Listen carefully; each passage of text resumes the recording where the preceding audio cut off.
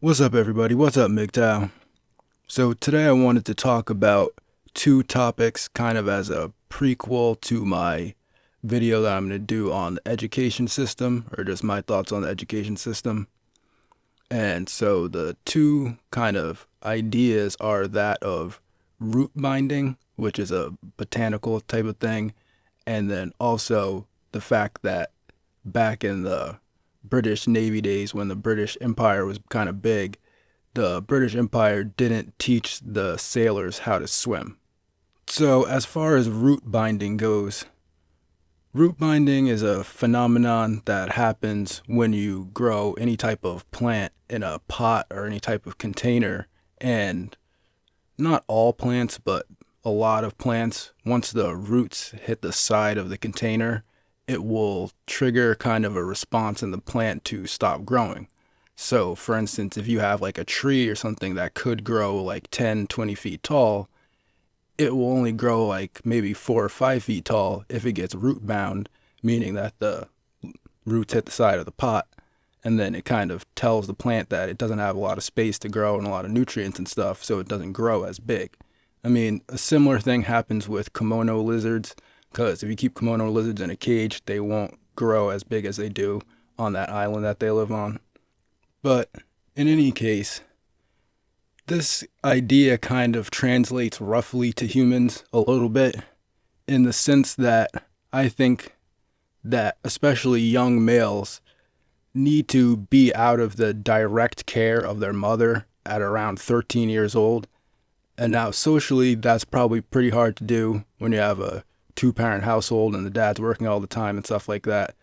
But it seems like biologically there is something going on once young men enter puberty, that they shouldn't be in the direct care of their mother, because it causes sort of like a root bonding type of thing where, the male can't express himself in certain ways around the house, and he can't explore certain things, and he definitely can't get a lot of information about certain male things from his mother, especially if he's living in a single mother household around 13. That seems like it's just a really bad idea, just biologically speaking. It just doesn't seem like it's a good idea. Now, what seems like a better idea is to have things like we used to have, like the Boy Scouts, where a bunch of young men get together with an older male and get mentorship and things like that, which obviously the Boy Scouts doesn't even exist anymore. So, I mean, that's crazy to even think about that. But, things like that, or having direct mentorship, especially if the male's living in a single mother household. It sucks with the whole like baby daddy thing and the, other guy coming in and all that stuff. Maybe that's not the best situation. Maybe just an actual male mentor that's not banging his mom would be a better situation, because there's obviously going to be some type of emotional tension between the young man living in a single mother household and the guy that's banging his mom. Like, it's not an ideal situation, which it seems like it would be more ideal to have either like a uncle or family member or someone from a local organization like a church or something that's there specifically for the young man to mentor the young man, not just mom's side guy, like, kind of thing. Because like I said, it's going to cause some type of psychological, emotional tension in the household that's really unwarranted, and it's probably not going to help in the mentorship side of things.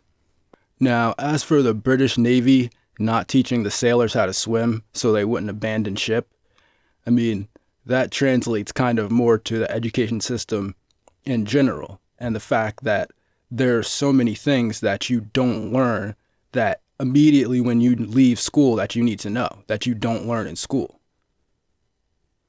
I mean, for example, they should have an entire class on how to pay your taxes and what your taxes do, where your taxes go, how money is created from the Federal Reserve, and how bonds work and all that type of stuff. That should be a mandatory high school class.